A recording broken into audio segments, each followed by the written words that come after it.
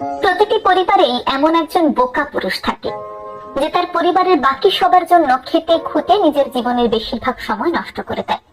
সে নিজে লেখাপড়া করে না, কিন্তু নিজে উপার্জন করে সেই টাকা দিয়ে ভাই বোনদেরকে প্রতিষ্ঠিত হতে সাহায্য করে। তার জীবনের পুরো সময়টাই সে পরিশ্রম করে টাকা উপার্জন করে এবং তার ভাই বোনদেরকে লেখাপড়া শেখাতে সাহায্য করে। তার ভাই বোনরাও বড় ভাইয়ের টাকায় লেখাপড়া শিখে বড় হয়। একটা সময় পর তারা প্রতিষ্ঠিত হয়, বড় বড় চাকরিও করে এবং তারা নিজেদের আখের গুছিয়ে সুন্দর করে আলাদা হয়ে যায়। তার জীবনের সকল উপার্জন দিয়ে ভাই বোনদেরকে লেখাপড়া করিয়ে প্রতিষ্ঠিত হয়েছে। মধ্য বয়সে গিয়ে মানুষটি দেখতে পায় না তার কাছে আছে পুঁজি, না তার কাছে আছে লেখাপড়ার জ্ঞান। যে লেখাপড়াকে ব্যবহার করে সে আবার নতুন করে তার জীবনের পথটাকে গুছিয়ে নিতে পারে।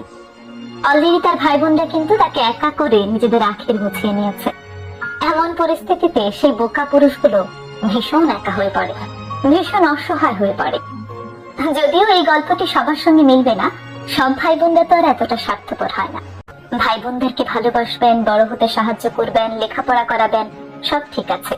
পাশাপাশি নিজের লেখাপড়াটাও ঠিক রাখতে হবে। যে অল্প উপার্জন আছে তা দিয়ে অল্প অল্প করে হলেও নিজে যেমন লেখাপড়া শিখবেন, তেমনি ভাই বোনদেরকেও লেখাপড়া শেখাবেন। কারণ মানুষের জীবনের সবচেয়ে বড় পুঁজি হলো লেখাপড়া। আপনার কাছে যদি কোনো সাহায্য না থাকে, কোনো অর্থ সম্পদ না থাকে, কোনো পুঁজি না থাকে, তবু আপনি আপনার নিজের লেখাপড়া এবং জ্ঞান ভাঙিয়ে নিজের বাকি জীবনটা পার করে দিতে পারবেন। কিন্তু যদি লেখাপড়া না থাকে, তাহলে জীবনের একটি পর্যায়ে গিয়ে ভীষণ রকম বিপদে পড়ে যাবেন। তাই মনে রাখবেন, সবার আগে লেখাপড়াকে গুরুত্ব দিতে হবে। আগে নিজে লেখাপড়া শিখবেন, পাশাপাশি বাকি সবাইকে শেখাবেন।